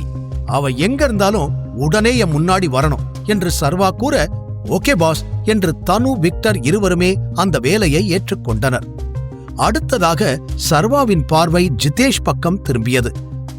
மாயா கிட்ட நான் கொடுத்திருக்கிற வேலைய அவளால மட்டும் தனியா பண்ண முடியாது, நீ அவளுக்கு ஹெல்ப் பண்ணு என்று கூறினான். ஓகே பாஸ் என்று அவனும் தலையாட்டினான். பிறகு மாயாவிடம் திரும்பியவன், இன்னைக்கு ஒரு சின்ன அனௌன்ஸ்மெண்ட் பண்ணலான்னு முடிவு பண்ணியிருக்கேன். நம்மளோட ஆளுங்க முன்னாடி அதுல நான் இறந்து போயிட்டதா வந்த நியூஸ் பொய்ன்னு சொல்ல போறேன் என்று சர்வா கூறியதும், ஓகே சார், நீங்க என்ன பேசணும்னு ரெடி பண்ணிட்டீங்களா, இல்ல நான் உங்களுக்கு அதுக்கு ஹெல்ப் பண்ணவா என்று மாயா கேட்டாள். நோனோ, உங்களுக்கு கொடுத்த வேலையை நீங்க 2 பேரும் பாருங்க, அத நான் பாத்துக்கிறேன் என்று சர்வா கூற, ஒரு ரூமை கை காட்டிய விக்ரமன், அங்க போய் ப்ரிப்பேர் பண்ணு டைகர் என்று கூறினார். சர்வா சொன்ன வேலையை செய்வதற்காக தயாரான மாயா ஜிதேஷிடம், நாம இன்னொரு வேலை பண்ண வேண்டியிருக்கு, ஒரு பொருளை கொண்டு வந்து கொடுக்கணும்.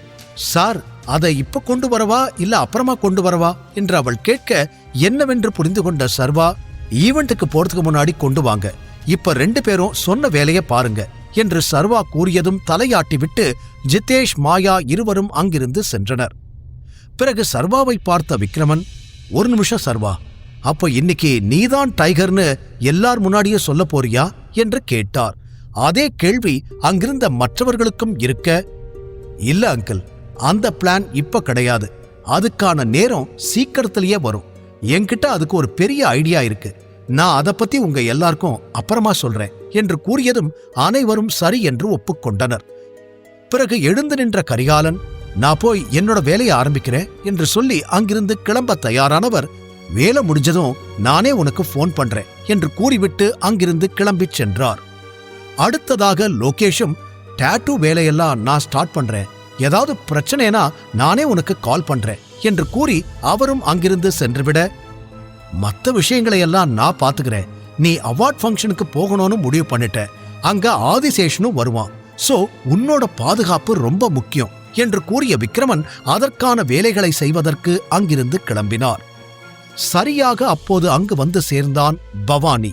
அவனை பார்த்து, ஏதாவது முக்கியமான விஷயமா என்று விக்ரமன் கேட்க, புதுசா எதுவும் இல்ல, ஆனா பாஸ் இறந்துட்டதா இப்ப வரைக்கும் எந்த நியூஸும் வரல என்று பவானி கூறியதும் சிரித்த சர்வா, நான் சொன்ன இல்ல அந்த நியூஸ் வராதுன்னு என்றான்.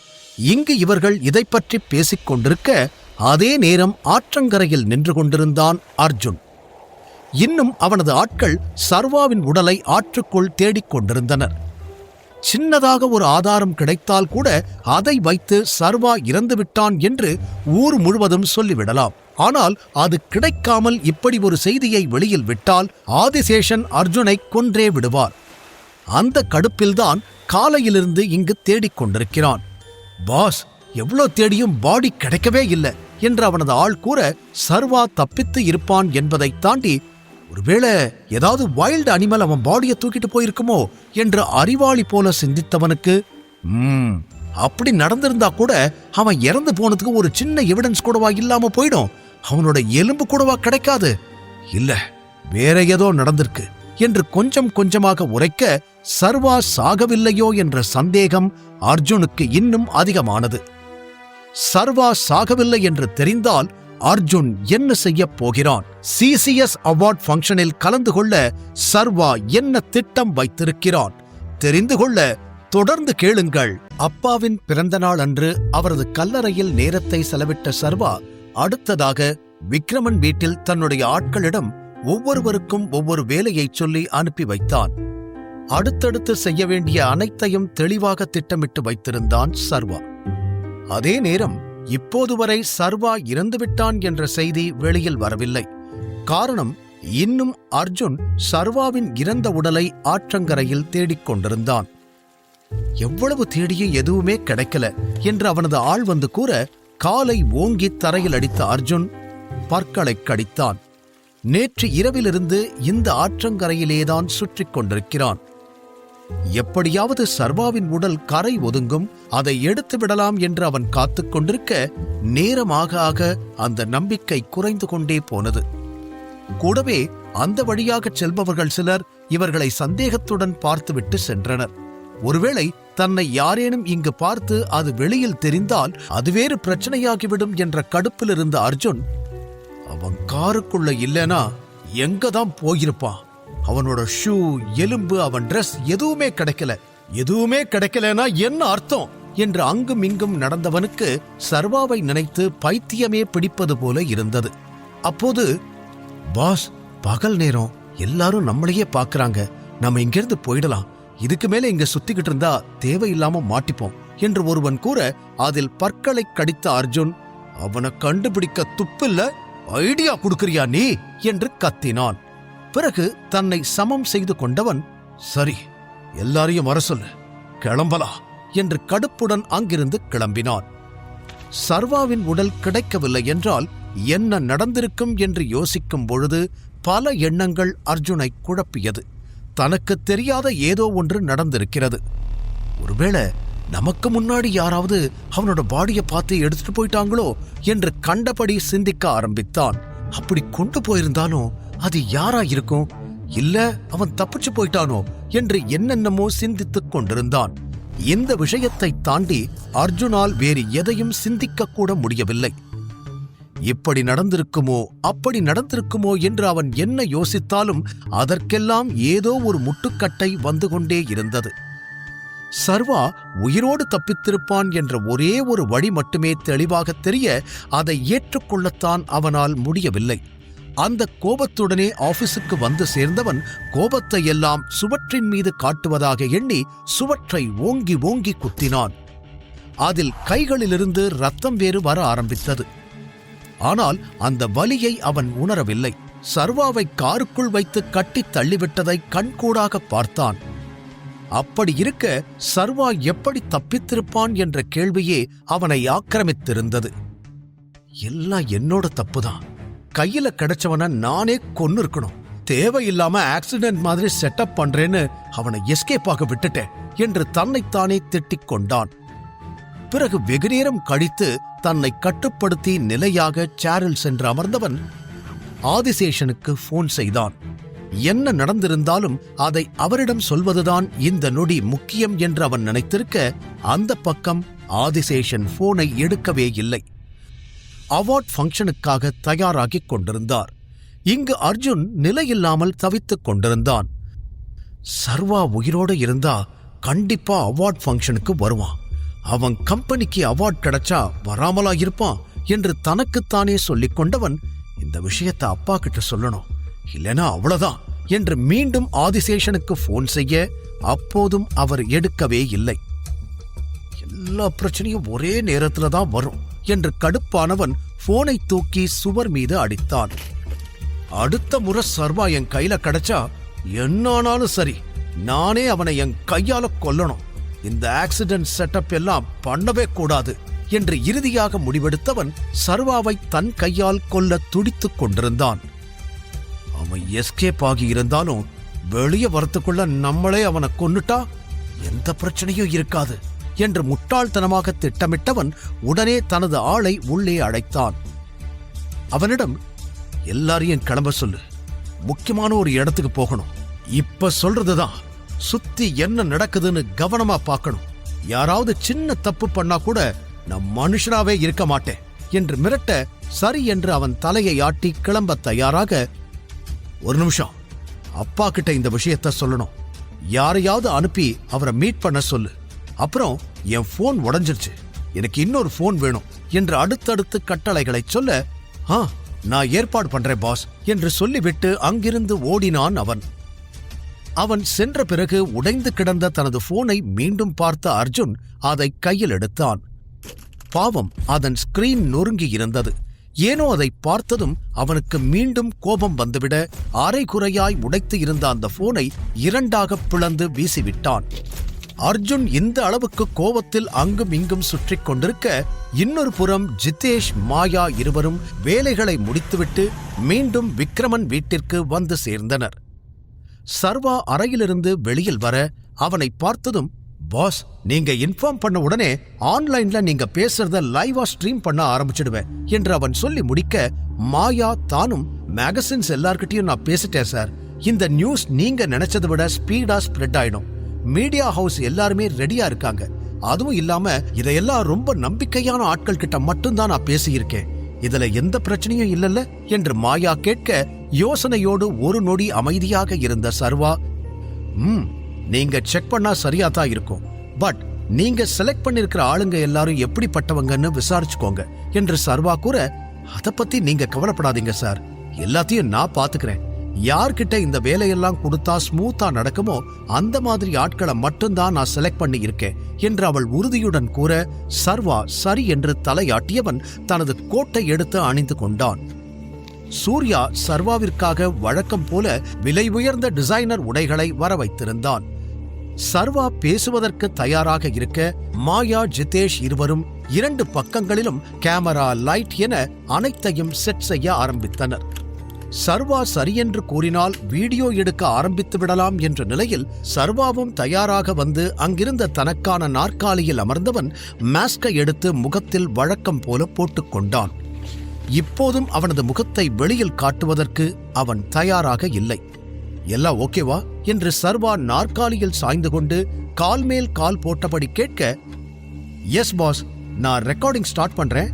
கவுண்ட் டவுன் சொன்னதுக்கு அப்புறம் நீங்க பேச ஆரம்பிக்கலாம் என்று கூறிய ஜிதேஷ் 3, 2, 1 என்று சொல்லி ரெக்கார்டிங் ஆன் செய்ய, ஹலோ, நான் சர்வேஸ்வர ராஜன், ஆல்சோ டைகர், உங்க எல்லாருக்கும் அப்படி சொன்னாதான் தெரியும் என்று பேச ஆரம்பிக்கும் பொழுதே சர்வாவின் குரல் கணீரென ஒலித்தது. சர்வா பேச ஆரம்பித்ததும் சைகையால் இந்த ரெக்கார்டிங் லைவாக ஓடிக்கொண்டிருக்கிறது என்பதை சொன்னான் ஜிதேஷ். அதை புரிந்து கொண்ட சர்வா, கொஞ்ச நாளாவே என்ன பத்தின நியூஸ் அதிகமா பார்த்திருப்பீங்கன்னு எனக்கு தெரியும். நான் உயிரோட இருக்கிறேனா இல்ல டைகர்னு ஒருத்தன் உண்மையாவே இருக்கானா இல்லையாங்கிற சந்தேகம் உங்க எல்லாருக்கும் வந்திருக்கும். அப்படி வரலேனாதான் ஆச்சரியம். ரொம்ப வருஷமா நான் யாரையும் பார்க்கல, அதனால இந்த மாதிரியான குழப்பங்கள் உங்களுக்கு வரலாம். பட் கொஞ்ச நாள் முன்னாடி நான் ஒரு முக்கியமான ஃபங்க்ஷனுக்கு நேர்ல வந்திருந்தேன். அங்க இருந்தவங்க என்ன பார்த்தாங்க, என்னோட குரலை கேட்டாங்க. பட் இருந்தும் இந்த மீடியா அதை நம்பாம இந்த மாதிரி பொய்யான நியூஸை பரப்பிக்கிட்டு இருக்காங்க. நான் உயிரோட தான் இருக்கேங்கிறத வேற எப்படி ப்ரூவ் பண்றதுன்னு எனக்கு தெரியல. அதனால தான் இந்த மாதிரி ஒரு வீடியோ மூலமா உங்களை சந்திக்க நான் வந்திருக்கேன். இன்டர்நெட்ல தான் இப்ப எல்லாமே இருக்கு. எதுல பொய் உங்ககிட்ட வந்து சேர்ந்ததோ அதன் வழியாவே உண்மையையும் கொண்டு வந்து சேர்க்கணுங்கிறதுக்காகத்தான் இந்த முயற்சி. சோ நான் சொல்ல வந்த உண்மை என்னன்னா, நான், அதாவது உங்க டைகர் உயிரோட இருக்கேன், நல்லா இருக்கேன், எனக்கு எந்த பிரச்சனையும் இல்லை என்று தெளிவாக அவன் சொல்லி முடிக்க, இந்த பக்கம் மாயா எதையெல்லாம் செய்தித்தாள்களுக்கு அனுப்ப வேண்டும் என்பதை குறிப்பாக எழுதிக் கொண்டிருந்தாள். பிறகு பெருமூச்சுடன் தான் பேசுவதை தொடர்ந்த சர்வா, டைகர் இறந்து போனதா உங்களுக்கு வந்த நியூஸ் முழுக்க போய். ஆனா பல முறை மரணம் டைகர் கிட்ட வந்துட்டு போனது உண்மைதான். 18 வருஷத்துக்கு முன்னாடி என் அப்பா இறந்தாரு. அந்த நிமிஷம் என்னோட மரணமும் ரொம்ப பக்கத்துல தான் இருந்துச்சு. பட் கடவுள் என்னை காப்பாத்திட்டாரு. இவ்வளவு நாள் நான் யாரையும் சந்திக்காததுக்கு காரணம் இந்த டைகர் வாழ்க்கையை விட்டு கொஞ்சம் விலகி இருக்கணும்னு நான் நினைச்சேன். ரொம்ப வருஷமா மக்களோட மக்களா சாதாரணமா நானும் வாழ்ந்துகிட்டு இருந்தேன். ஒரே நாள்ல உங்க எல்லார் முன்னாடியும் வந்து நின்னு நான் தான் டைகர்னு சொல்றதுல எனக்கு விருப்பம் இல்லை. அதுக்காகத்தான் இந்த இடைவேளை என்று பாதியோடு நிறுத்தினான் சர்வா. மாயா எழுதுவதற்கு அவகாசம் கொடுத்தான். அவள் எழுதி முடித்துவிட்டேன் என்று சிக்னல் காட்டியதும், இதே மாதிரி கடைசி வரைக்கும் முன்னாடி வராம இருந்துடுவேன்னு யாரும் நினைச்சு நீங்க கவலைப்பட வேண்டாம். சீக்கிரமே எல்லாம் மாறும். உங்க எல்லாருக்கும் டைகர் யாருன்னு தெரியும். அடுத்து நடக்க போற இவெண்ட்ல என்னோட முகத்தை நான் கண்டிப்பா காட்டுவேன். பட் அது வரைக்கும் எல்லாரும் கொஞ்சம் பொறுமையா இருப்பீங்கன்னு நான் நம்புறேன். அண்ட் தேவையில்லாத எந்த ஒரு ஃபேக் நியூஸை யாரும் பரப்ப வேண்டாம். ஒவ்வொரு முறையும் இந்த மாதிரி வந்து விளக்கம் கொடுக்கறது சரியா வரும்னு எனக்கு தோணல. எல்லாரும் புரிஞ்சுப்பீங்கன்னு நினைக்கிறேன். கடைசியா ஒன்னே ஒண்ணு, நான் தான் இவ்வளவு நாள் டைகரா இருந்தேன். இப்போ டைகரா இருக்கேன். இனி எப்பவும் டைகரா இருக்க போறேன். தேங்க்யூ என்று அவன் பேசி முடித்துவிட்டு நிமிர்ந்தான். எதிரில் இவ்வளவு நேரம் சர்வா பேசுவதையெல்லாம் கேட்டுக்கொண்டு நின்றான் ராணா. ஆனால் முகத்தில் சர்வா மீதான பயம் அப்பட்டமாக தெரிந்தது. நிமிர்ந்ததும் ராணாவை பார்த்த சர்வா அடுத்த நொடியே பார்வையை வேறு பக்கம் திருப்பிக் கொண்டான். ராணா தன்னை ஏன் பயந்த விழிகளோடு பார்க்கிறான் என்பதை கூட சர்வா அந்த நொடி யோசிக்கவே இல்லை. அவனை நேருக்கு நேர் பார்த்தால் தன் கோபத்தை கட்டுப்படுத்த முடியாது, இல்லையெனில் ராணாவுடன் பேச வேண்டிய கட்டாயம் ஏற்படும் என்று நினைத்துதான் சர்வா பார்ப்பதையே தவிர்த்தான். முடிந்தவரை இருவரும் விலகி இருப்பதுதான் அனைவருக்கும் நல்லது என்று சர்வாவிற்கு தோன்றியது. ராணாவின் முகம் மட்டுமே தணிந்திருந்த சர்வாவின் கோபத்தை அதிகப்படுத்துவதற்கு போதுமானதாக இருந்தது. காரணம், இன்று அவன் அப்பாவின் பிறந்த நாள். எதிரில் நிற்பதோ அவன் அப்பாவை கொன்றவன் என்று நினைக்கும் பொழுது சர்வாவின் கோபம் எல்லையை கடந்தது. அந்த யோசனையிலிருந்து அவனை வெளியில் கொண்டு வரும் விதமாக, வீடியோ முடிஞ்சது பாஸ் என்று சொல்லிக்கொண்டே அருகில் வந்தான் ஜிதேஷ்.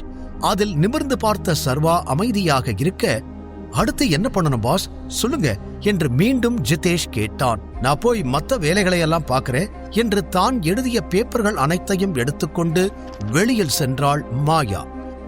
சர்வாவும் அதற்கு முன்னர் தான் அணிந்திருந்த பழைய உடைகளை கையில் எடுத்துக்கொண்டவன், நான் ட்ரெஸ் சேஞ்ச் பண்ணிட்டு வரேன் என்று சொல்லி அங்கிருந்து வெளியில் வந்தான்.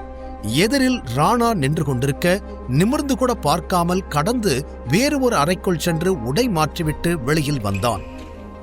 அவன் வெளியில் வரும்பொழுது அங்கு சூர்யா ராணா அருகில் அமர்ந்திருந்தான். சூர்யாவிற்கும் ராணாவிடம் என்ன பேசுவது, எப்படி பேசுவது என்று தெரியவில்லை.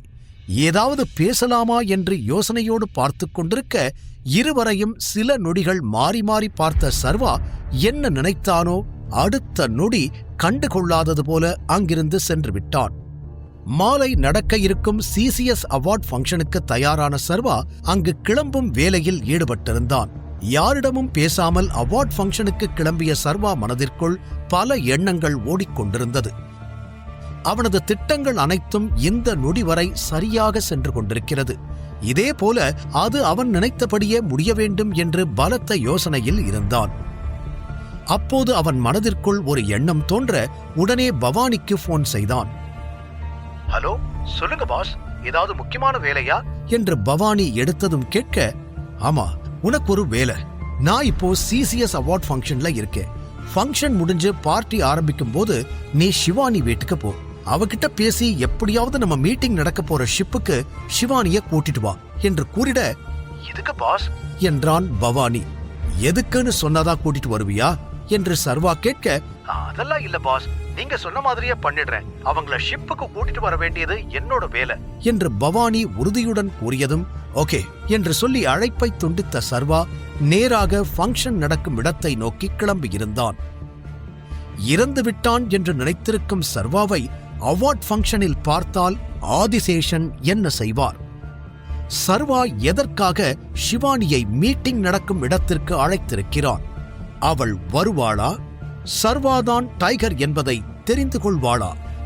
தெரிந்து கொள்ள தொடர்ந்து கேளுங்கள். சர்வா உயிரோடுதான் இருக்கிறானா என்ற சந்தேகம் அர்ஜுனுக்கு வந்தது. ஆனால் அதை பற்றி அவனால் ஆதிசேஷனிடம் பேச முடியவில்லை. இருந்தாலும் சர்வாவை தானே கொன்றுவிடலாம் என்று அதற்கான ஏற்பாடுகளை அவன் செய்ய ஆரம்பித்தான். மறுபடியும் அந்த சர்வா என் கையில மாட்டுனா அவனை விடவே கூடாது. நானே அவனை என் கையாலேயே கொல்லணும். இந்த மாதிரி தேவையில்லாத பிளான் எல்லாம் இனி போடவே கூடாது என்று தன்னைத்தானே திட்டிக் கொண்டிருந்தான் அர்ஜுன்.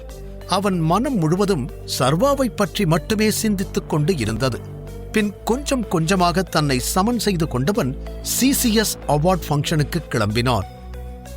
அதே நேரம் இன்னொரு புறம் சர்வா மீண்டும் மாஸ்க் மாட்டிக்கொண்டு அனைவருக்கும் ஒரு வீடியோ மெசேஜை பேசி வெளியிட முடிவு செய்து அதற்கான வேலைகளையும் செய்து முடித்தான். அதன் மூலம் அவன் உயிரோடுதான் இருக்கிறான் என்ற செய்தியை வெளியில் சொல்ல நினைத்தான். இந்த செய்தி வெளியில் வந்தால் ஆதிசேஷன் குழப்பமடைவான் என்று தெரிந்துதான் சர்வா இப்படி ஒரு வேலையை செய்தான். இதையெல்லாம் ஓரமாக நின்று ராணா பார்த்து கொண்டிருக்க சர்வா ராணாவை கண்டுகொள்ளாமல் அங்கிருந்து அவார்ட் ஃபங்க்ஷன் நடக்கும் இடத்தை நோக்கி கிளம்பியிருந்தான். ராணா இன்னும் கூட ஏதோ பெரும் யோசனையில்தான் இருந்தான். ஆனால் அதை யாரிடம் எப்படி சொல்வது என்று தெரியவில்லை. செல்லும் வழியில் ஏதோ நினைத்த சர்வா பவானியிடம் ஷிவானியை மீட்டிங் நடக்கப் போகும் கப்பலுக்கு அழைத்து வரச் சொன்னான். ஷிவானி கிட்ட எல்லா உண்மையையும் சொல்ல போறியா என்று அவன் மனம் கேட்க அதற்கு அவனிடம் பதில் இல்லை. இதையெல்லாம் செய்து முடித்து அவார்ட் ஃபங்க்ஷன் நடக்கும் இடத்தை அவன் அடைந்திருக்க அங்கு வாசலிலேயே பல ஆட்கள் குவித்து வைக்கப்பட்டிருந்தனர். சர்வா அந்த இடத்தை மெல்ல சுற்றி பார்த்தான். நிச்சயம் ஆதிசேஷன் இல்லை அர்ஜுனுடைய ஆட்கள்தான் இங்கு இருக்கிறார்கள், தன்னை பிடிக்கத்தான் காத்து கொண்டிருக்கிறார்கள் என்பதை பார்த்தவுடனேயே கண்டுபிடித்து விட்டான். ரொம்ப தெளிவா எல்லாம் பண்ணிருக்காங்க என்று நினைத்தவன் என்ன செய்வது என்று சில நொடிகள் யோசித்துக் கொண்டிருக்க அவனது கார் என்ஜின் இன்னும் இயங்கிக் கொண்டுதான் இருந்தது. மொத்தமாக அங்கு எத்தனை பேர் இருக்கிறார்கள், அவர்களையெல்லாம் தன்னால் சமாளிக்க முடியுமா, நேருக்கு நேர் சண்டை போடலாமா வேண்டாமா என்று மனதிற்குள்ளேயே சர்வா கணக்கு போட்டுக் கொண்டிருக்க அவனது காரை பார்த்த ஒருவன் அந்த காரை நோக்கி வர ஆரம்பித்தான். கூடவே அவனுக்கு பின்னால் இன்னும் சிலர் வந்தனர். அவர்கள் தன்னை நோக்கித்தான் வருகிறார்கள் என்று புரிந்து கொண்ட சர்வா உடனே அங்கிருந்து காரை நகர்த்த, ஏய் அங்கே நில்லு நில்லு என்று கத்திக்கொண்டு பின்னால் வந்தான் ஒருவன். அதனால் சர்வா வேறு வழியில்லாமல் காரை நிறுத்தினான். குறைந்தது 6-7 பேர் அவன் காரை நோக்கி வந்து கொண்டிருந்தனர். டிரைவர் சீட் பக்கம் வந்து கண்ணாடியை தட்டிய ஒருவன், ஏய் கீழே இறக்கு என்று அதிகாரமாக கூறினான். சர்வா 2 பக்கமும் மாறி மாறி பார்த்தான். அதற்கு பிறகுதான் இந்த காரில் இருக்கும் கண்ணாடிகளில் டின்ட் இருப்பது அவனுக்கு ஞாபகம் வந்தது. அட, இதை மறந்துட்டேனே என்று நிம்மதி அடைந்தான். அவனால் வெளியில் இருப்பவர்களை பார்க்க முடியும், ஆனால் வெளியில் இருப்பவர்களால் அவனை பார்க்க முடியாது. எனவே அடுத்த நொடியே ஆக்சலரேட்டரை அழுத்தினான். கார் அதிவேகத்தில் முன்னால் சென்றது. டேய் டேய் நில்லு என்று கத்திக்கொண்டே அவர்கள் பின்னால் ஓடி வந்தனர். பின் திடீரென காரை சடன் பிரேக் போட்டு நிறுத்திய சர்வா அடுத்த நொடி முழு வேகத்தில் ரிவர்ஸ் வந்தான்.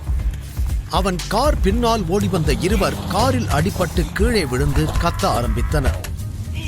உள்ளே இருப்பவன் தங்களை தாக்க பார்க்கிறான் என்று புரிந்தவுடனே அனைவரும் கையில் துப்பாக்கிகளை எடுத்துக் கொண்டனர். சர்வாவின் காரை நோக்கி அவர்கள் சுட ஆரம்பிக்க காரை முன்னும் பின்னும் அதே போல மாறி மாறி ஓட்டிக்கொண்டிருந்த சர்வா கூடவே சூர்யாவிற்கு கால் செய்தான். என்னதான் அது புல்லட் ப்ரூஃப் காராக இருந்தாலும் வெகு நேரம் அப்படியே சமாளிக்க முடியாது. அந்த பக்கம் அழைப்பை ஏற்றதும், சொல்லு சர்வா என்றான் சூர்யா. ஏய், அந்த அர்ஜுன் இங்க வெளியிலேயே அவனோட ஆளுங்களை நிக்க வச்சிருக்கான். அவங்க என்ன உள்ள போக விடாம பிரச்சனை பண்றாங்க. உடனே ஏதாவது பண்ணு என்று சர்வா அவசரமாக கூற, ஓகே ஓகே, நீ கொஞ்ச நேரம் மட்டும் சமாளி, நான் உடனே வரேன் என்று கூறிய சூர்யா அழைப்பை துண்டித்தான். வெளியில் இன்னும் அவனை தாக்க முயற்சி செய்து கொண்டிருந்த அந்த ஆட்கள், ஏய் இப்ப மட்டும் நீ காரை நிறுத்தல, அடுத்து கார் மேல பாம் தான் போடுவோம் என்று கத்த சர்வா காரை நிறுத்தினான். மீண்டும் சர்வா கார் அருகில் வந்த ஒருவன் ஜன்னல் கண்ணாடியை தட்ட சர்வா தானும் தன் டேஷ்போர்ட் மீது இருந்த துப்பாக்கியை கையில் எடுத்துக் கொண்டான். அருகில் வந்தவன் டிரைவர் சைட் கதவை திறக்க முயற்சி செய்து கொண்டே கண்ணாடியையும் உடைக்க பார்த்தான். சில நொடிகளில் அது திறந்து கொள்ள உள்ளே எட்டி பார்த்தான் அவன். ஆனால் டிரைவர் சீட்டில் யாருமே இல்லை. என்ன யாரையும் காணோம் என்று அவன் உள்ளே எட்டி பார்ப்பதற்கு தலையை நுழைக்க அடுத்த நொடி துப்பாக்கியை வைத்து அவன் நெஞ்சிலேயே சுட்டான் சர்வா. டிரைவர் சீட்டிலிருந்து பாசஞ்சர் சீட்டுக்கு மாறி மறைந்திருந்த சர்வா அவனை சுட்ட அடுத்த நொடி அந்த சத்தத்தில் மற்றவர்களும் காரை நோக்கி சுட ஆரம்பித்தனர். தன்னை சுட வந்தவனையே கேடயமாக மாற்றி மற்றவர்களது குண்டுகள் தன்மீது படாமல் காத்துக் கொண்டான் சர்வா. அவர்களோ யாரை சுடுகிறோம் என்று கூட பார்க்காமல் கண்மூடித்தனமாக காரை நோக்கி சுட்டுக்கொண்டே இருக்க சர்வா மெல்லமாக அவர்களுக்கு தெரியாமல் இன்னொரு பக்க கதவை திறந்து கொண்டு இறங்கினான். சில நொடிகளுக்கு பின், ஏய், ஒரு நிமிஷம் நிறுத்துங்க என்று கையை உயர்த்தி துப்பாக்கி சுடுதலை நிறுத்திய ஒருவன், அந்த பக்கம் இருந்து எந்த சவுண்டும் வரல, நான் போய் அவன் என்ன ஆனான்னு பார்த்துட்டு வரேன் என்று அருகில் வந்து பார்த்ததும் தான் இவ்வளவு நேரம் அவர்கள் சுட்டது அவர்களுடைய ஆள் என்பதை பார்த்து தலையில் அடித்துக் கொண்டவன், டேய், அவனை காணோம், காரை விட்டு எங்கேயோ போயிட்டான், ஆனா இங்கதான் இருக்கணும், அவனை தேடுங்க என்று கத்தினான். மற்ற ஆட்களும் அந்த இடத்தை சுற்றி சர்வாவை தேட ஆரம்பித்தனர். மறைந்திருந்த சர்வா அவர்கள் தன்னை தேடுவதை பார்த்து அவர்களை பின்னாலிருந்து தாக்குவதற்கு திட்டமிட்டான். ஒருவன் சர்வாவை நோக்கி வந்திருக்க அருகில் வந்ததும் அவன் கையை பிடித்து வளைத்து கத்த விடாமல் அவனிடமிருந்து வாயிலேயே குத்தி அவன் துப்பாக்கியையும் பிடுங்கிக் கொண்டு கீழே தள்ளினான் சர்வா. வலி தாங்க முடியாமல் விழுந்தவன் அப்படியே மயங்கி போனான். அவன் அணிந்திருந்த மேல் உடைகளை எடுத்து சர்வா அணிந்து கொண்டான். இவர்களிடமிருந்து தப்பிக்கும் வரை தன் உடையை கூட அவர்கள் பார்க்கக்கூடாது என்று நினைத்தான். கூடவே எந்த நேரத்திலும் சூர்யா தனக்கு போன் செய்யலாம் என்பதால் தனது போனை சைலண்டில் போட்டுக் கொண்டான். அடுத்த நொடியே நினைத்தது போல சூர்யாவிடமிருந்து போன் வந்தது. எங்க இருக்க என்று சர்வா கேட்க, நான் பார்க்கிங் பக்கத்துல இருக்கிற என்ட்ரன்ஸ்ல இருக்கேன், நீ எங்க இருக்க என்று சூர்யா கேட்டான். எனக்கு ஒரு 2 நிமிஷம் டைம் கொடு, நான் ட்ரெஸ் மாத்திக்கிட்டு இருக்கேன், அதுக்கப்புறம் நானே உனக்கு கால் பண்றேன், இங்க வந்து இவங்களோட கவனத்தை திசை திருப்பு என்று சர்வா தனது திட்டத்தை சொல்ல சரி என்று அழைப்பை துண்டித்தான் சூர்யா. தன்னை யாரேனும் கவனிக்கிறார்களா என்று மறைந்திருந்து பார்த்த சர்வா தனது உடைகளை எல்லாம் மாற்றிக்கொண்டான். பிறகு மீண்டும் சூர்யாவிற்கு போன் செய்தான். அடுத்த நொடி அவன் தலை மீது ஏதோ பட்டது. அது என்னவென்று அவன் யோசிப்பதற்குள்ளேயே, டேய் அசஞ்ச, இங்கேயே உன்னை சுட்டு தள்ளிடுவேன் என்று பின்னாலிருந்து மிரட்டினான் ஒருவன். அதில் தன் மீது துப்பாக்கி வைத்திருப்பதை புரிந்து கொண்டு சர்வா அசையாமல் அப்படியே நின்றான்.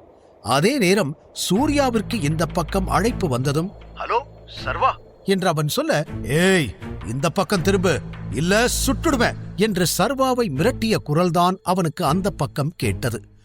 உடனே நிலைமையை புரிந்து கொண்ட சூர்யா தங்கள் திட்டத்தை ஆரம்பிப்பதற்காக சர்வா இருக்கும் இடம் நோக்கி செல்ல சில கார்களும் அவனுக்கு பின்னால் வந்தது. அதே நேரம் சர்வாவிடம், உன்னதானே கேட்கிற, யாரடா நீ என்று கத்திக் கொண்டிருந்தான். சர்வாவை துப்பாக்கி முனையில் நிறுத்தி இருந்தவன் சர்வா பதில் பேசுவதற்குள், ஏய் இங்க என்ன நடக்குது, யாரது என்று யாரோ போல குரல் கொடுத்து கொண்டே சூர்யா வர அவன் பின்னால் சில கார்கள் வந்ததில் சர்வாவை பிடித்திருந்தவன் கவனம் திசை திரும்பியது. உடனே அவன் கையிலிருந்து துப்பாக்கியை தட்டிவிட்டு அவன் கழுத்தை வளைத்து பிடித்தான் சர்வா. இவ்வளவு நேரம் சர்வா அவனை பிடித்துக் கொண்டிருக்க மற்றவர்கள் புதிதாக உள்ளே வந்த காரை பார்க்க, டேய் அவன் இங்க இருக்காண்டா என்று கத்தினான் அங்கிருந்தவன். அதில் அவர்கள் சர்வாவை நோக்கி ஓடிவர சர்வா என்ட்ரன்ஸை நோக்கி அவர்களிடமிருந்து தப்பி ஓடினான். டேய் அவன் உள்ளதான் ஓடுறான் என்று அவர்கள் சர்வாவை துரத்திக் கொண்டு வர, உள்ளே வந்ததும் அங்கு மறைவாக ஒரு இடத்தை பார்த்து ஒளிந்து கொண்டான் சர்வா. வந்தவர்கள், அவன் இங்கதாண்டா இருக்கணும், நல்லா தேடுங்க, அவனை விடவே கூடாது, அவன் முகத்தை வேற நல்லா பார்க்கல என்று அங்கும் இங்கும் சர்வாவை தேடிக்கொண்டிருக்க அவர்களால் கண்டுபிடிக்க முடியவில்லை.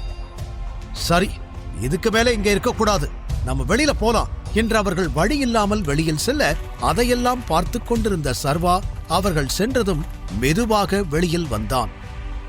கூடவே இவ்வளவு நேரம் அவர்களை குழப்புவதற்காக அணிந்திருந்த அந்த மாற்று உடையையும் கழட்டியவன் மீண்டும் தனது கம்பீரமான கோட் சூட்டோடு காட்சியளித்தான். இங்கு சர்வா அவனை தாக்க வந்தவர்களிடமிருந்து தப்பித்து ஒரு வழியாக உள்ளே வந்து சேர்ந்திருக்க, இன்னொரு புறம் அவார்ட் ஃபங்க்ஷனை நடத்துபவர்கள் யார் இந்த வருடத்தின் வெற்றியாளர் என்பதை அறிவிக்க தயாராக இருந்தனர். சிறிது நேரத்திற்கு முன்னரே அவர்களையெல்லாம் வந்து சந்தித்த ஆதிசேஷன் அதிலிருந்த வெற்றி பெற்ற நபரான சர்வாவின் பெயரை மோனிகா என்று மாற்றி அமைத்திருந்தார். சர்வா இங்கு வந்தால்தானே அவனது கம்பெனிக்கு அவார்ட் கொடுக்க முடியும். அவன் நிச்சயம் வரமாட்டான், அவனால் வரவே முடியாது என்று அழுத்தம் திருத்தமாக கூறியிருந்த ஆதிசேஷன், அந்த கம்பெனியிலிருந்து யாரும் வரமாட்டாங்க, அதுக்கு நான் பொறுப்பு என்று கூறியிருந்ததால் வேறு வழியில்லாமல் அவர்களும் வித்யா ஸ்கின் கேருக்கு கொடுக்க வேண்டிய அவார்டை வேறு ஒருவருக்கு கொடுக்க ஒப்புக்கொண்டனர். அப்போதும் நீங்க சொல்றத நம்பித்தான் நாங்க ஓகே சொல்றோம், ஆனா கடைசி நிமிஷத்துல கூட அந்த கம்பெனியிலிருந்து யாராவது வந்தா அவங்களுக்கு கொடுத்துடுவோம், நீங்க தடுக்க கூடாது என்பதுதான் விழா நடத்துபவர்களின் எண்ணம். பெயரை அறிவிப்பதற்கு ஒரு நொடி முன்னர் வரை சர்வாவை அந்த கூட்டத்தில் தேடி பார்க்க அவன் எங்கும் இருப்பது போல தெரியவில்லை. சொன்ன மாதிரி வரல போல என்று நினைத்துக் கொண்டனர். எனவே பெருமூச்சுடன் மோனிகாவின் கம்பெனியுடைய பெயரை சொல்ல தயாரான அவர், சோ நீங்க எல்லாரும் ஆவலோட காத்துக்கிட்டு இருந்த இந்த வருஷம் clean and clear skin award goes to என்று சொல்ல ஆரம்பிக்கும் பொழுது படார் என வரவேற்பு அறையின் கதவை திறந்து கொண்டு உள்ளே நுழைந்திருந்தான் சர்வா. அவனை பார்த்ததுமே அறிவிப்பாளரின் கண்கள் ஆச்சரியத்தில் விரிந்தது. மோனிகாவின் பெயரை வாய்க்குள்ளே முழுங்கிக் கொண்டவர் சர்வாவையே பார்த்துக் கொண்டிருந்தார். அவரது முகம் மாறியதில் உள்ளே வந்த நபர் யார் என்று அங்கு இருக்கும் அனைவருமே திரும்பி பார்த்தனர். பெயரை அறிவிக்கப் போகும் அந்த நபர் விழா நடத்துபவர்களை ஒருமுறை திரும்பி பார்க்க சைகையால் அவர்கள் ஏதோ கூறினர். அதை புரிந்து கொண்டு மீண்டும் தனது தொண்டையை செருமி மறுபடி அனைவரையும் பார்த்து, இந்த அவார்டு யாருக்கு போக போகுதுன்னா மிஸ்டர் சர்வேஸ்வர ராஜன் அண்ட் அவரோட கம்பெனி வித்யா ஸ்கின் கேர் என்று சத்தமாக கூறி முடிக்க அனைவரும் கைத்தட்ட ஆரம்பித்தனர். சர்வாவின் மீது வெளிச்சம் பட மெதுவாக ஸ்டேஜை நோக்கி நடக்க ஆரம்பித்தான் சர்வா. அர்ஜுன் அங்குதான் இருக்க அவனை பார்த்ததுமே அர்ஜுன் முகம் அதிர்ச்சியில் உறைந்தே போனது. இவன் எப்படி, அதுவும் இங்க என்ற அதிர்ச்சி அடைந்தான். அங்கு இருக்கும் அனைவரது பார்வையும் சர்வா மீது இருக்க இப்போது அவன்தான் அந்த இடத்தில் ராஜா போல காட்சியளித்தான். இவ்வளவு நடந்த அப்புறமா இவன் எப்படி உயிரோட வந்தான்? அதுவும் எதுவுமே நடக்காத மாதிரி இவ்வளவு சாதாரணமா வந்திருக்கான். இது எப்படி பாசிபிள் என்று யோசிக்கும் போதே அர்ஜுனுக்கு தலை வெடிப்பது போல இருந்தது. கைத்தட்டலுடன் ஸ்டேஜுக்கு வந்து நின்றான் சர்வா. அந்த மொத்த அரங்கமே அவனை பார்த்து கைத்தட்டினாலும் ஆதிசேஷன் அவனை கோபத்தோடு பார்த்து கொண்டு நின்றார். இப்போது தனது துப்பாக்கியை எடுத்து அனைவர் முன்னிலையிலும் அவனை கொன்றுவிடலாமா என்று ஆதிசேஷன் அர்ஜுன் இருவருமே சிந்தித்துக் கொண்டு இருந்தனர். ஆனால் அப்படி எதுவும் செய்ய முடியாதே. அதனால் வேறு வழியில்லாமல் தங்களை கட்டுப்படுத்திக் கொண்டு சர்வாவை முறைப்பதை மட்டும் செய்தனர். சர்வாவோ அவர்களை திமிராக பார்த்தான். சர்வா அவார்ட் வாங்கினால் ஆதிசேஷனும் அர்ஜுனும் என்ன செய்யப் போகிறார்கள்? சர்வாவின் டைகர் வீடியோ வெளியில் வந்தால் என்ன நடக்கும்? தெரிந்து கொள்ள தொடர்ந்து கேளுங்கள். இந்த எபிசோட் உங்களுக்கு பிடிச்சிருந்தா அந்த வீடியோக்கு ஒரு லைக் பட்டன் கொடுங்க. அண்ட் இந்த மாதிரி தொடர்ந்து வீடியோஸ்க்கு நம்ம சேனலை சப்ஸ்கிரைப் பண்ணிக்கோங்க. தேங்க்யூ.